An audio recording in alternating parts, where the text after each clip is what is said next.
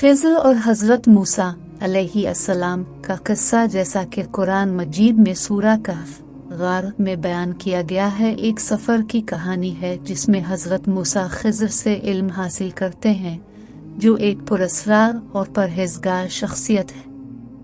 उनकी कहानी का खुलासा ये है। एक हज़रत मूसा का इल्म की जुस्तजू। ये कहानी हज़रत मूसा अलैहिस्सलाम के बनी इसराइल से खिताब करते हुए शुरू होती है और उन्हें बताया कि वो सबसे ज़्यादा इल्म वाला शख्स है। ताहम अल्लाह इसकी इस्लाह करता है, ये जाहिर करता है कि इससे ज़्यादा इल्म वाला कोई है। 2 खिज़र के साथ मूसा का सफ़र। मूसा को अल्लाह की तरफ से हिदायत की गई है कि खिज़र को तलाश करें, जो अल्लाह की तरफ से अता करदा खास इल्म का मालिक है। मूसा इससे मिलने के लिए सफ़र पर निकला। 3 मजज़ाती वाक़यात।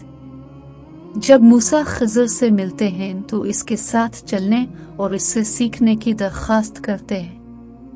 खिज़र राज़ी है, लेकिन मूसा को खबरदार करता है कि उनके लिए इन वाक़यात पर सब्र करना मुश्किल हो सकता है जिनका वो मुशाहिदा करेंगे। पहला वाक़या, वो एक कश्ती के पास आते हैं और खिज़र उसे नुकसान पहुंचाते हैं। मूसा इस बज़ाहिर तबाहकुन अमल पर सवाल उठाते हैं, लेकिन खिज़र बताते हैं कि आगे एक बादशाह था जो हर काबिल इस्तेमाल कश्ती को ज़बरदस्ती छीन रहा था।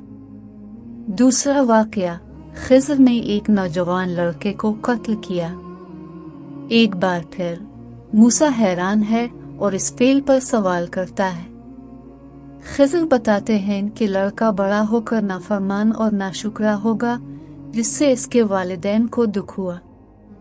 अल्लाह ताला ने चाहा कि इसकी जगह एक ज़्यादा साले बच्चा हो। तीसरा वाक़या, खिज़र ने एक कस्बे में एक दीवार की मरम्मत की जहाँ के लोग मेहमान नवाज थे और उनकी मेहमान नवाजी के लिए तैयार नहीं थे। मूसा फिर हैरान हो गए, लेकिन खिज़र बताते हैं कि दीवार के नीचे एक खजाना था जो नेक वालिदैन ने अपने बच्चों के लिए छोड़ा था।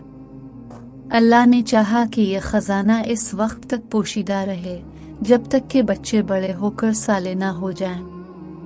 4 सीखे गए असबाक। इन वाक़यात के बाद खिज़र मूसा को बताते हैं कि इसने अल्लाह की तरफ से हिदायत के मुताबिक काम किया था और हर अमल में एक पोशीदा हिकमत होती थी जिसे मूसा नहीं जान सकते थे। इससे जाहिर होता है कि अल्लाह की हिकमत इंसानी समझ से बाहर है। सूरा कहफ में खिज़र और हज़रत मूसा की कहानी इंसानी इल्म की हुदूद और अल्लाह की हिकमत और रहनुमाई पर भरोसा की अहमियत पर जोर देती है। ये सिखाता है कि अल्लाह के मंसूबे के कुछ ऐसे पहलू हैं जिन्हें इंसान समझ नहीं सकते और हकीकी हिकमत इसकी मर्जी के ताबे होने में